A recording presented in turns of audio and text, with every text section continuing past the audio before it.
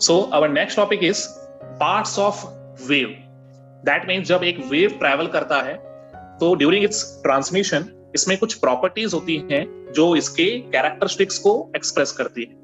तो ये जो पार्ट्स होते हैं वेव के, ये किसी भी वेव के कैरेक्टरिस्टिक्स को शो करते हैं। सो हम लोग इंडिविजुअली हर एक पार्ट को डिस्कस करेंगे। So our first part is amplitude, which is expressed as capital A. Now amplitude को हम लोग डिफाइन कर सकते हैं, it is the maximum height of the crest और maximum depth of the trough of a wave. So मैं पहले define कर देता हूं, it is the maximum height of the crest और maximum depth of the trough of a wave. Now यहां पे हम लोग देख सकते हैं कि एक वेव ट्रैवल कर रहा है और ये इसका डायरेक्शन है प्रोपागेशन का। नाउ यहां पे हम लोग देख सकते हैं जो वेव है, इसमें जो वेव का अपर पार्ट है, this part is it's crest, और ये जो वेव का लोअर पार्ट है ये इसका ट्रफ है। और ये जो एक्सिस है जहां पे वेव का प्रोपागेशन का डायरेक्शन शो किया है, this axis is it's mean position. So mean position से मैक्सिमम हाइट ऑफ क्रस्ट या फिर मीन पोजीशन से मैक्सिमम डिस्टेंस ऑफ या डेप्थ ऑफ ट्रफ शो कर रही है एम्पलीट्यूड को। सो किसी भी वेव में अगर हम मीन पोजीशन से मैक्सिमम हाइट या मीन पोजीशन से मैक्सिमम डेप्थ को काउंट करेंगे for crest and trough, that distance is amplitude. और एम्पलीट्यूड की यूनिट क्या होती है? Its unit is metre. और second part is frequency. Frequency को हम लोग नॉर्मली स्मॉल एफ से रिप्रेजेंट करते हैं और सम टाइम हम लोग म्यू सिंबल भी यूज करते हैं। नाउ फ्रीक्वेंसी को कैसे डिफाइन कर सकते हैं? सो किसी भी पॉइंट से कितने वेव पास होंगे पर second, that expresses frequency. That means suppose मैं किसी पॉइंट को कंसीडर कर रहा हूं, ठीक है, फॉर रेफरेंस। अब इस पॉइंट से जितने वेव्स पास होंगे एक सेकेंड में, वो एक्सप्रेस करेंगे फ्रीक्वेंसी को। तो frequency means the number of waves passing through a point in 1 second. इसको डिफाइन कर देते हैं, it is the number of waves passing through a point in 1 second. सबसे पहले तो ये समझना है कि यहाँ पे नंबर ऑफ वेव्स हम लोग काउंट कर रहे हैं पर सेकेंड, इन 1 सेकेंड। तो इसकी यूनिट जो सबसे पहले होनी चाहिए दैट इज पर सेकेंड। तो इसको हम लोग मेंशन कर सकते हैं कि यूनिट होगी सेकेंड इनवर्स, विच इज पर सेकेंड। बट बाद में हम लोगों ने एक नया यूनिट इसका कंसिडर किया, दैट इज हर्ट्ज, जिसको हम लोग Hz से रिप्रेजेंट करते हैं। एंड अगर हमें फ्रीक्वेंसी को एक्सप्रेस करना हो इन फॉर्म ऑफ फॉर्मूला, तो हम मेंशन कर सकते हैं frequency that is F equals to 1 upon time. 1 upon time से हम इसे एक्सप्रेस कर सकते हैं, बिकॉज टाइम की यूनिट होगी सेकेंड, यानी 1 अपॉन सेकेंड से जो हमें फ्रीक्वेंसी मिलेगी दैट विल बी इन पर सेकेंड, और जिसे हम लोग बोल सकते हैं hertz. Now our third part of wave is time period, that is represented by capital T। Time period actually वो टाइम है जिसमें हमारा वेव अपना एक कंप्लीट साइकिल फिनिश करता है। सपोज ये जो 0 पॉइंट है, यहां से वेव स्टार्ट हुआ और इसने जो ट्रैवल किया अपना वाइब्रेशन, वो यहां जाके फिनिश किया और इसका एक कंप्लीट साइकिल फिनिश हुआ। तो यहां से स्टार्टिंग पॉइंट से एंड तक ट्रैवल करने में इस वेव को, या अपना एक कंप्लीट साइकिल फिनिश करने में वेव को जितना टाइम लगता है, दैट इज टाइम पीरियड। तो मैं इसे डिफाइन कर देता हूं, it is the time taken by a wave to complete 1 cycle of vibration. Now उसकी यूनिट क्या होगी? Because it is time period, time है तो सेकेंड्स होगी। SI सिस्टम में टाइम को हम लोग सेकेंड्स में एक्सप्रेस करते हैं और यहाँ पे हम लोग SI सिस्टम को कंसिडर कर रहे हैं। So unit for time period is seconds. Now इसको हम अगर फ्रीक्वेंसी के साथ कंपेयर करें तो इसका भी एक फॉर्मूला पॉसिबल है। Frequency was 1 upon time period, so time period क्या हो जाएगा? Time period is 1 upon frequency. Frequency की यूनिट क्या थी? पर सेकेंड. तो पर सेकेंड का जब इनवर्स करोगे तो अगेन सेकेंड आ जाएगा. That will be the unit of time period. तो टाइम पीरियड की यूनिट हो गई सेकेंड और इसका मैथमेटिकल फॉर्म हो गया 1 upon frequency. So fourth part of this wave is velocity, which is expressed by v. It is also known as wave velocity.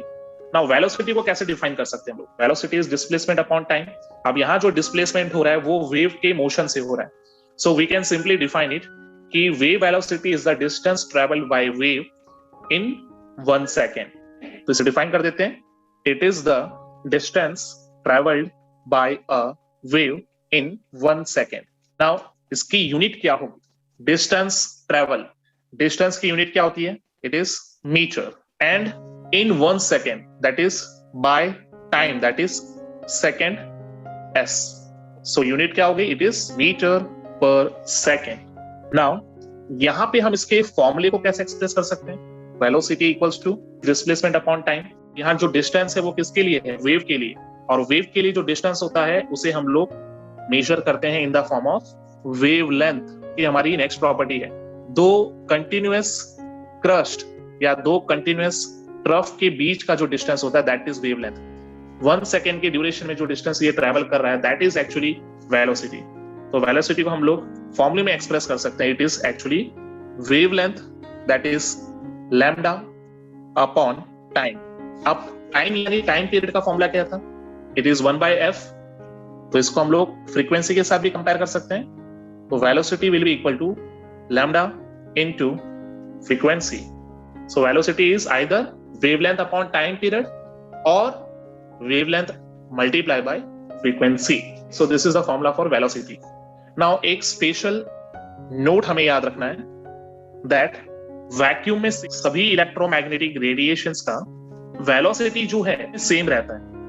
That is the speed of light. So मैं यहां mention कर देता हूं velocity of electromagnetic radiations in vacuum is equal to c and c is the speed of light and speed of light की value क्या है? it is 3 into 10 raised to 8 meter per second.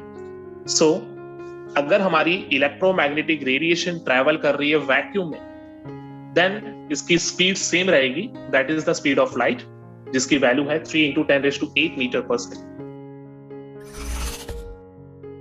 Now our fifth part of wave is wavelength, which is expressed by this Greek symbol lambda. Now wavelength actually नाम से हमें पता चल रहा है कि ये वेव की लेंथ है, यानी ये एक डिस्टेंस है. अब इस डिस्टेंस को हम मेजर कैसे करेंगे? So it is the distance between two continuous या फिर टू एडजेसेंट क्रेस्ट और ट्रफ्स. तो मैं इसको डिफाइन कर देता हूं. It is the distance between two adjacent crusts or two adjacent troughs. Now ये जो डिस्टेंस है वेवलेंथ, इसे हम लोग कौन से यूनिट में एक्सप्रेस करेंगे? इलेक्ट्रोमैग्नेटिक रेडिएशंस के जो ये वेवलेंथ होते हैं ये काफी छोटे होंगे. जब छोटे किसी डिस्टेंस को एक्सप्रेस करना तो we will use some multiples. तो यहाँ पे हम लोग जो यूज करेंगे unit, that unit is angstrom, जिसका सिंबल होता है A0. और 1 angstrom is actually equal to 10 raised to -10 metre. तो हमने एंगस्ट्रॉम को SI सिस्टम में कन्वर्ट करके यहाँ पे शो किया है. एंगस्ट्रॉम एंड मीटर के बीच में हमारा रिलेशन है. Now what will be the formula of wavelength? Wavelength जो है एक डिस्टेंस है, तो इसका फॉर्मूला क्या हो जाएगा? अभी हमने वेलोसिटी का फॉर्मूला डिराइव किया था. It was wavelength into frequency. तो वेवलेंथ क्या हो जाएगा? It will be velocity upon frequency. या फिर हम लोग क्या लिख सकते हैं इसके लिए? फ्रीक्वेंसी मींस क्या होता था? 1 अपॉन टाइम पीरियड. तो हम लोग क्या लिख सकते हैं? Wavelength equals to velocity into time period. So this was the formula of wavelength. Now our sixth property, that is wave number, which is represented by V bar.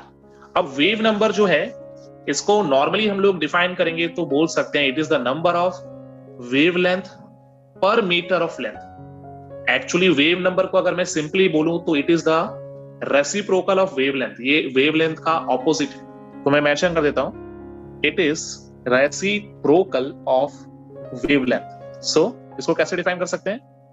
It is the number of wavelength per metre of length. अब इसकी unit क्या होगी? जैसा कि हम लोग definition में देख रहे हैं, per metre of length, that is metre inverse. और वेव नंबर का फॉर्मूला क्या हो जाएगा?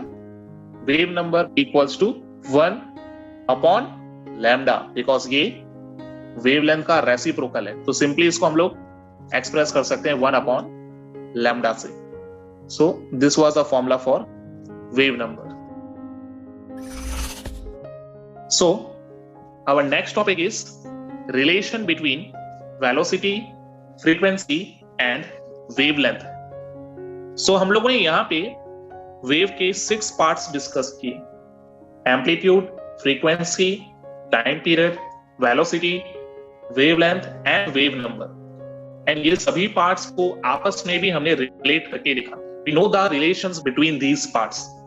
लेकिन इन सभी पार्ट्स में से 3 important parts, that is velocity, frequency and wavelength, इनके बीच में एक रिलेशन है जो कि हमें यूज करने होते हैं न्यूमेरिकल्स के लिए। तो हम लोग इस रिलेशन को अभी फाइंड आउट करते हैं। तो फर्स्ट ऑफ ऑल हम लोग यहाँ पे वेलोसिटी को एक्सप्रेस करेंगे v से या c से। एंड वी नो दैट जब c मैं यूज कर रहा हूं, that is speed of light in vacuum, और इसकी वैल्यू जो है ये कांस्टेंट है। वी नो दैट कि हमें c की वैल्यू हमेशा यूज करनी है 3 into 10⁸ metre per second. Then second term जो हमारा है दैट इज फ्रीक्वेंसी। फ्रीक्वेंसी को हम एक्सप्रेस करते हैं f और म्यू से। एंड फ्रीक्वेंसी क्या डिफाइन करती है? It is the number of oscillation per second from a point. And third जो हमारा टर्म है that is wavelength, that is represented by Greek symbol lambda. It is the distance between two continuous crust or continuous trough. So यहाँ पे हम लोग इन तीनों के बीच में रिलेशन निकालते हैं। So our first relation is c, that is velocity or speed of light, is equal to mu, that is frequency, into lambda.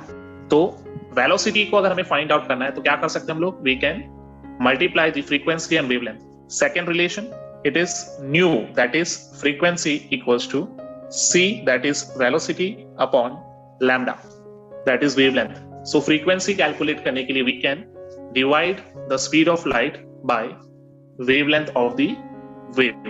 And finally third relation, it is lambda equals to c upon nu. That means wavelength equals to speed of light divided by its frequency. So ये 3 general relations हैं between velocity, frequency and wavelength, which can be used to solve numericals.